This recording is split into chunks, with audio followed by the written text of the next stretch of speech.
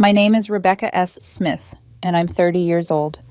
By the time I drove to the restaurant for my parents' anniversary dinner, I wasn't just tired, I was hollowed out in that specific way you get after weeks of being pulled in 10 directions by other people's emergencies.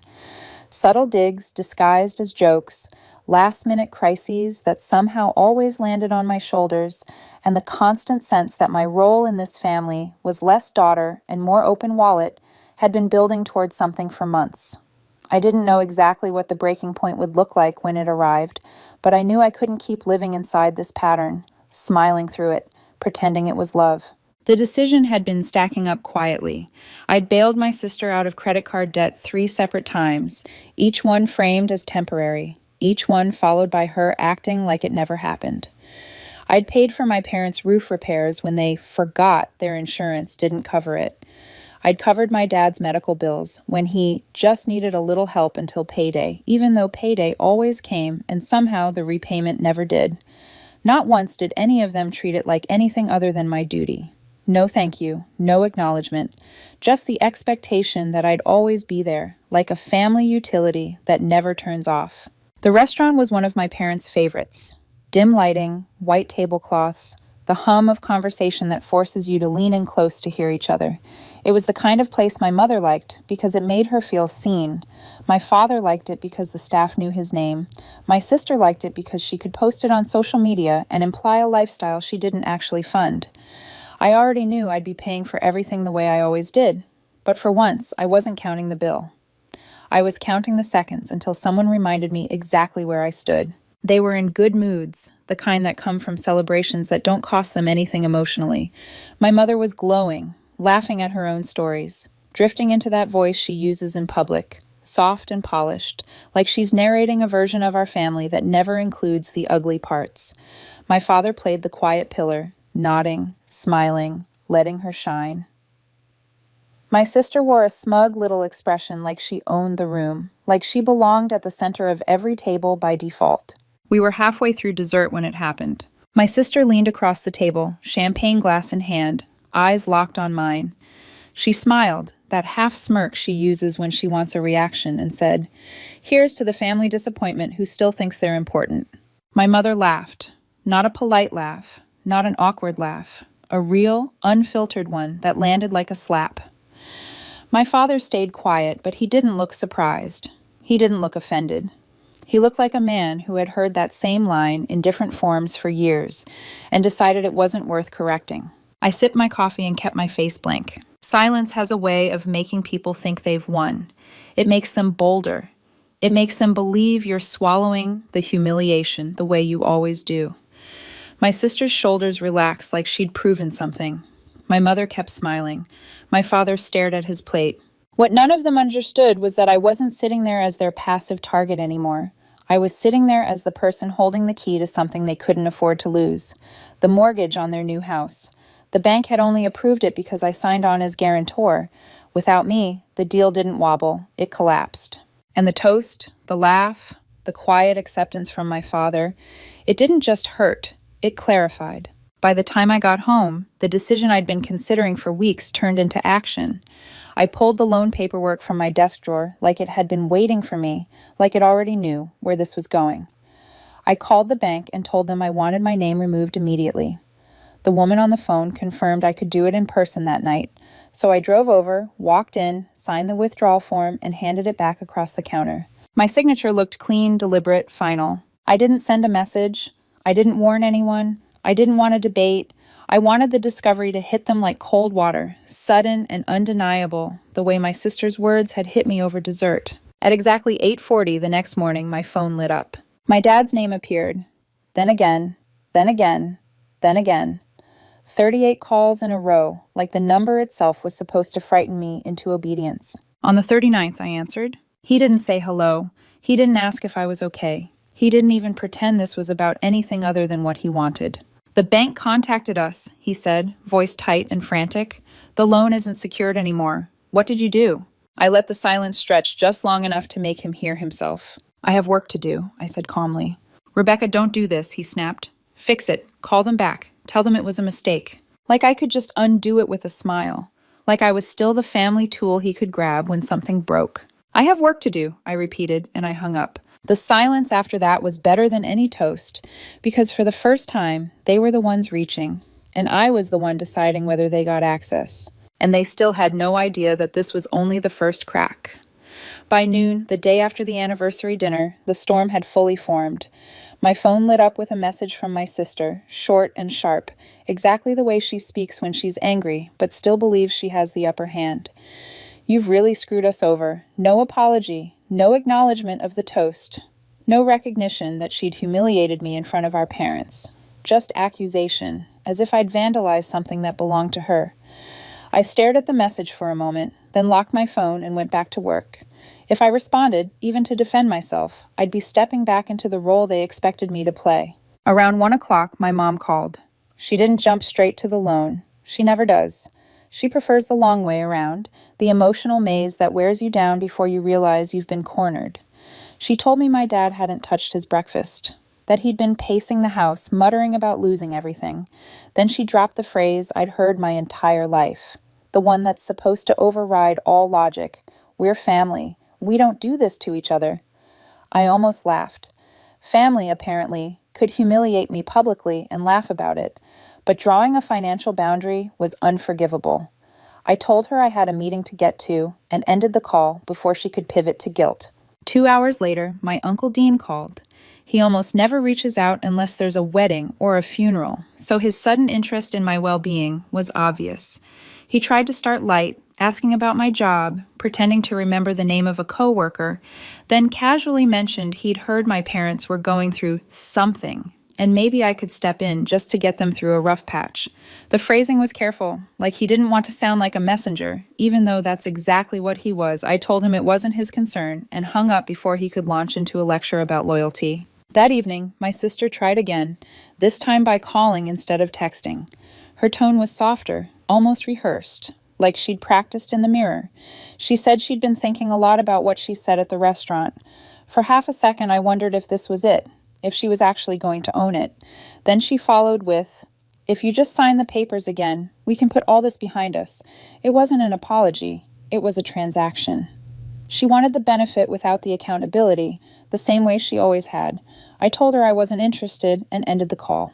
The next morning, I ran into my parents at the grocery store. The odds of it being accidental were about 0. My mom walked up immediately, skipping any small talk, and told me they'd been up all night searching for temporary apartments they couldn't even afford. My dad stood behind her, arms crossed, not saying a word, but his stare was heavy. It wasn't the look of someone asking for help. It was the look of someone who believed they were owed it. They talked about deposit, furniture orders, how unfair it all was, how embarrassed they felt. Not once did they mention the dinner. Not once did they acknowledge why this was happening. Over the next 3 days, the pressure campaign turned into a coordinated operation. A cousin texted me about the long-term damage I was causing. A family friend called just to check in, then shifted seamlessly into telling me I was making a huge mistake and that my parents had always been there for me. Which was funny, because I could list a dozen times they hadn't. My sister sent me a photo of her kids with a caption about how this would affect them too, as if my refusal to co-sign a mortgage was somehow putting them in danger. Every message skipped straight past what she'd said at dinner and landed squarely on what I was supposedly taking away. I stayed quiet through all of it. I didn't explain. I didn't argue. Every unanswered call and ignored text seemed to make them more frantic, because they still believed this was temporary. They thought time was on their side, that I'd cave the way I always did just to make it stop. By the 4th day, it was clear they'd moved on to surveillance. Unknown numbers started calling. People I hadn't spoken to in years, suddenly checking in. Saturday morning, I left my apartment early to grab groceries across town, hoping for a quiet hour. When I walked out with my bags, my stomach dropped. My dad was leaning against my car like he'd been waiting for me. My mom sat in the passenger seat holding a manila folder on her lap. They smiled like this was a normal family moment. I didn't have to guess how they'd found me. Later, I'd learned my sister had used an old rideshare account we'd both forgotten about, my payment info still linked, tracking my movements for days. Before I could even speak, my dad launched into it. The bank had given them one final window, 3 days before the mortgage would fully collapse. My mom pulled the papers from the folder and held them out like a peace offering. Everything was filled out already. All I had to do was sign. Right there, in the parking lot, like a street deal. I told them I wasn't signing anything. My dad stepped closer, his voice dropping into that low, threatening register he uses when he thinks authority should scare me. He told me I was letting outside influences poison my loyalty. He told me I'd regret this someday. My mom stayed quiet, watching, waiting for me to break. I didn't. I walked past them, unlocked my car, and left. That night, I came home to find an unmarked envelope under my door. Inside was a handwritten letter from my sister. She opened with a half apology, then promised that if I just signed the loan again, she'd never ask me for anything ever again. I'd heard that promise since I was 18. It had never once been true. Tucked inside the letter was something she didn't mean to include, a folded receipt from a luxury resort in Florida. 2 rooms, her name on one, my parents on the other. Thousands of dollars, spent just weeks after they'd called me claiming they were barely staying afloat. The next morning, an automated email from the bank landed in my inbox. My name had been listed as an emergency contact on 2 of their other accounts, ones I'd forgotten existed. They'd quietly added me again last month. That's when it clicked. This wasn't about survival. This was about control. They didn't want to swim without me holding them up. And I finally understood that pulling my name off the mortgage was never going to be enough. Once I saw the resort receipt and the bank notification in the same 24 hours, something inside me went very still. Not angry, not hurt, certain. The mortgage wasn't the real problem anymore. It had never been. The problem was the web of quiet access points they still had into my life, the ones I'd left open because they were framed as just in case or for emergencies or because that's what family does. Those phrases are powerful when you're raised to believe love is measured by how much inconvenience you'll tolerate. That night, I opened every old folder I had. Paper statements, archived emails, password reset notices I'd ignored because nothing bad had happened yet. It took hours, but it was all there if you knew how to look. The joint emergency account we'd opened years ago when I was still in my early 20s, back when I believed being helpful meant being needed. It was supposed to be for real emergencies only. Over time, the withdrawals had become casual. 50 here, 100 there. Always small enough not to trigger alarms, always justified later with vague explanations. I'd been watching it for months, quietly tracking how the money rarely went toward anything urgent.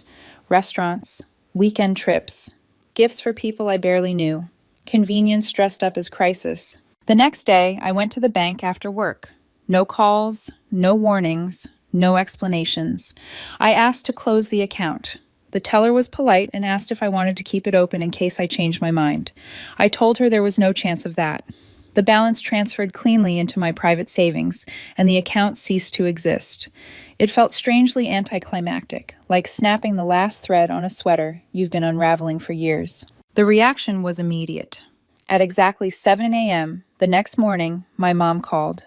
Her voice had a sharp edge to it now, the one she uses when she realizes leverage has slipped. She didn't bother pretending she didn't know. She asked why the account was empty, and if I had any idea how much harder I'd just made things for them. I told her I knew exactly what I'd done. Then I ended the call. A few hours later, my sister tried a different angle. She showed up at my apartment without warning, holding a folder thick with mortgage documents like a prop in a play she'd rehearsed too many times. She didn't say hello. She told me if I signed again, the whole mess could disappear. No more arguing, no more tension. Like this was a bad weather system we could just wait out together if I cooperated. When I told her I wasn't interested, she shifted instantly from fake concern to irritation. At one point, she wedged her foot in the door to keep me from closing it. I closed it anyway. By evening, the extended family joined in. A cousin sent a long message about how I was damaging relationships that took a lifetime to build. An aunt I barely knew called to say she was disappointed in me. A family friend tried to guilt me by saying my parents were too proud to admit how badly they needed me, which was absurd, considering they'd spent the past week telling everyone exactly how badly they needed me. They all kept talking about what I was taking away. Not one of them talked about the years I'd already given. That's when I started closing everything else. I went back to the bank and had my name removed as an emergency contact from every account they owned. While I was there, I asked the manager to put a permanent note on my profile. No joint accounts, no additions, no exceptions, without my in-person approval and ID. She asked if there was a specific incident. I told her it was a recurring issue. She didn't press. That evening, I combed through insurance policies and found I was still listed as a secondary policy holder on their home and auto insurance. Being on there gave them authorization and power that could come back to bite me under the wrong circumstances. One call fixed that. I added password locks only I knew. I didn't tell them any of this. If they were going to discover it, I wanted it to be at the moment they tried to use me and couldn't. 2 days later, my sister called again, voice falsely upbeat. She said they had a plan, a better plan. She let it slip that they were reapplying for the mortgage through a different bank, and all they needed from me was a quick signature at the end. Just a formality, she said. What she didn't know was that earlier that morning, I'd already been tipped off. One of the loan officers at that bank was a guy I went to high school with. He'd messaged me quietly, "Your name's on a mortgage application that just crossed my desk. Did you mean for that to happen?" The anger that hit me then wasn't loud. It was cold and precise, the kind that locks decisions into place. That night, I wrote one email. No drama, no long explanations. Just facts. I sent it to my parents, my sister, and every relative who had called or texted me since this started. I will not be providing financial support of any kind now or in the future. Any attempt to involve my name, accounts, or signature in your financial matters will be considered fraud and reported immediately. Family is about respect. You've made it clear you have none for mine. The replies came fast. My sister's was rage, accusations, name-calling, even a thinly veiled threat about how I'd regret this. My mom's was 3 paragraphs of guilt, each sentence carefully designed to make me imagine her crying while she typed it. My dad didn't reply at all. By the next morning, my number was blocked on his phone. For the first time in weeks, my phone was quiet. But I didn't mistake quiet for peace. I'd grown up with these people. I knew their playbook. They don't quit, they regroup. They wait for you to relax, for one door to crack open. That's when they push. So I decided to make sure there were no doors left. 2 days after I sent that email, the silence felt wrong, not peaceful, not resolved. It was the kind of silence that hums, like power lines before a storm. I knew my family too well to believe they'd suddenly accepted reality. They weren't done. They were recalibrating.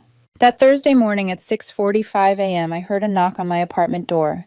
Slow, deliberate, the kind of knock meant to announce presence, not ask permission. I checked the peephole and felt my jaw tighten. My sister stood there, hair still damp like she'd rushed over, phone in one hand, a thin, practiced smile on her face. I didn't open the door. Through the wood, she said, "Rebecca, I just want to talk. We figured something out." I stayed silent. Her tone shifted slightly, losing the friendliness and gaining edge. "This doesn't have to be like this. We're family. This is our last chance to fix it." I still didn't respond. After a few more seconds, she sighed dramatically, like I was the unreasonable one, and walked away. I thought that might be it for the day. It wasn't. That afternoon, my HR department called me into a conference room. 2 people from payroll were there, along with my manager. They looked uncomfortable. "Someone called earlier today pretending to be you," the HR rep said carefully. "They were asking questions about your salary, your health benefits, and whether your direct deposit information could be changed." My stomach dropped. "They were persistent," she continued, "but the questions didn't match our verification process, so we shut it down and flagged it. We wanted to let you know." The number traced back to a prepaid phone registered in the same area as my parents' house. That was the moment the situation crossed a line. This wasn't guilt anymore. This wasn't manipulation. This was interference, escalation. That night, I didn't hesitate. I gathered everything I owned that tied my life to theirs. My will, my insurance policies, old beneficiary forms, a power of attorney I'd signed years ago without thinking, back when I believed proximity equaled safety. I drove straight to my attorney's office and asked for an emergency appointment. For 3 hours, we updated everything. Every family member was removed from every document. My estate was reassigned to a charity and a trusted friend. My life insurance named 2 non-relatives. The power of attorney was shredded and replaced. My lawyer added standing instructions to initiate immediate legal action if anyone attempted to forge my involvement in any financial or medical matter. We created a paper trail so clear it could withstand scrutiny without me ever speaking again. When I left his office, I felt something I hadn't felt since this started: control. The next morning, I sent one final message, one sentence, to my parents, my sister, and every relative who'd participated in the pressure campaign. There is nothing left to discuss. That was it. For the next week, there was nothing. No calls, no texts, no surprise appearances, no third-party check-ins. It was almost eerie. I didn't trust it, but I welcomed the quiet anyway. I slept better. I focused at work. I stopped flinching every time my phone buzzed. I knew better than to believe it was over, though. 6 months passed. Then, 2 weeks ago, the silence cracked. I received a voicemail from an unfamiliar number. My dad's voice came through thin and strained. "Rebecca, it's urgent. Please call me back." He didn't say why. I didn't call him back. Later that day, an old neighbor from my parents' street messaged me on Facebook. She said she didn't know if I'd heard, but the new house, the one they'd fought so hard for, was gone. The bank had taken it. According to her, after I pulled my name from the mortgage, they scraped together enough to keep it afloat for a while, probably hoping I'd cave. When I didn't, they tried renting it out to cover costs. The tenants were late, then they stopped paying entirely and bailed mid-lease. That was the last straw. The bank foreclosed. It got worse. My sister had stepped in with her own solution. She took out a personal loan to help with the mortgage, claiming she had stable income. When she couldn't keep up with the payments, the lender came after her. She sold her car to make a few installments, but the debt ballooned. Her credit score collapsed into the low 500s. The same sister who mocked me at the anniversary dinner now couldn't even qualify to co-sign a basic apartment lease. My parents moved into a cramped rental across town. The uncle who'd lectured me about loyalty at the beginning of all this was the one who covered their deposit. According to another cousin, he already regretted it. They'd been late on rent twice in 4 months. Last week, my lawyer forwarded me a letter from one of the banks they'd tried after the first mortgage collapsed. They'd attempted to apply for another loan and once again listed me as guarantor without my knowledge. My fraud warnings triggered immediately. The application was killed within 24 hours, and the bank formally blacklisted them from future loans. That was it. No more angles, no more backup plans, no more ways to drag me back in. I didn't have to confront them. I didn't have to raise my voice. I didn't even have to speak. Their choices did the rest. When the last bank flagged their application and formally blacklisted them, something inside me finally unclenched. Not relief exactly, more like gravity returning to normal. For months, I'd been living with the sense that at any moment, someone from my family would appear, demanding, pleading, manipulating, insisting that I fix what they refused to take responsibility for. The blacklist wasn't revenge. It was closure enforced by institutions that don't care about family narratives or guilt, just facts, just patterns, just risk. After that, there were no more calls. No text disguised as concern, no relatives checking in, no surprise appearances at grocery stores or parking lots. The silence settled differently this time. It didn't feel like a pause. It felt like an ending. I won't pretend I didn't think about them. I did. Sometimes late at night, when the apartment was quiet, I'd replay that anniversary dinner in my head.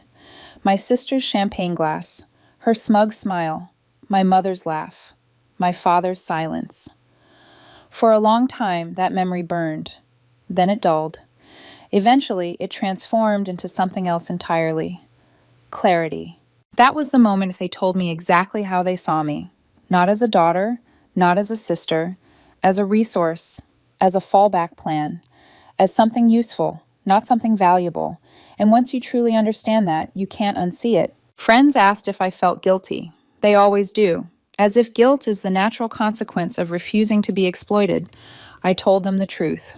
I felt sad sometimes. Sad that my family chose pride over accountability. Sad that my parents would rather lose a house than admit they'd crossed a line. Sad that my sister still believes everything that went wrong was someone else's fault. But guilty? No. Guilt belongs to people who've done something wrong. All I did was stop saying yes. I moved on in quiet ways. I changed my routines, found a new coffee shop where no one knew my family name, took a weekend trip alone just to prove to myself that my life didn't orbit theirs anymore. I started sleeping through the night without checking my phone. I stopped bracing for impact. One evening, a coworker asked why I seemed lighter. I laughed because I hadn't realized it was showing. I closed a very expensive account, I said, and left it at that. Every so often, news filtered through anyway. A cousin mentioned my parents were struggling to adjust to renting. Another said my sister was angry at everyone and no one at the same time. Someone else said they were still telling people I'd abandoned them, still clinging to the idea that I was the villain in their story. I let them have it. They needed that version to survive. I didn't. The hardest part wasn't losing them. It was accepting that I'd never really had them in the way I thought. That realization came with grief, but it also came with freedom. Because once you stop trying to earn love from people who only respect control, you get your life back. Piece by piece, choice by choice. 6 months after the foreclosure, I walked past a real estate office and saw a listing photo that looked eerily familiar.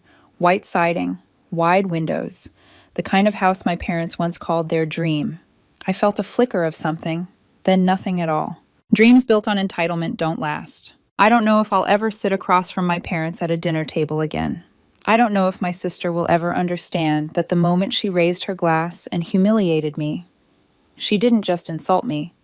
She severed something she assumed was unbreakable. What I do know is this. The bank of Rebecca S. Smith is permanently closed. There are no extensions, no emergency withdrawals, no silent guarantees. Respect has an account balance too, and they overdrew it years ago. I didn't ruin my family. I simply stopped protecting them from the consequences of who they chose to be. And for the first time in my life, that feels like peace.